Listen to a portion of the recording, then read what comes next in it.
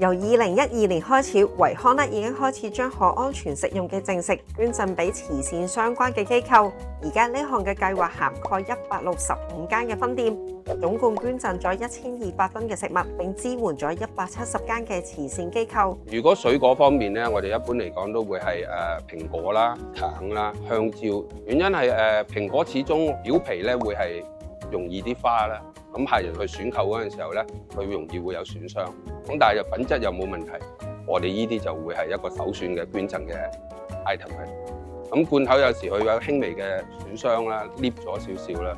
咁但係就對於嗰個貨品佢亦都冇話會有疏氣，亦都唔想話顧客買嘅貨品咧得幾日期咁。直至到可能仲有2個禮拜，我哋都仲有啲貨底喺度嘅，我哋就會係首選就拎出去捐咗佢先。由2021年開始，每日 Foodlink 咧都會有貨車去到各間嘅分店收集剩食，而其中有71% 係水果同埋蔬菜。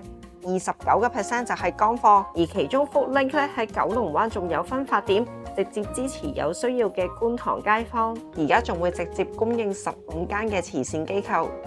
好似我孫中意食乜嘢，佢會俾我孫。今日攞到蘿蔔月餅，今晚加餸就係蘿蔔煮肉鬆，都可以幫到開支啦，樣樣都好開心啦，因為好多嘢係自己唔捨得去買啊，例如收到啲味噌啊嗰啲嘢咯，有寄託啦，因為最主要。咁我又見到啲公公婆婆咧，又打下招呼啊，見到佢哋開心，我哋做義工都開心。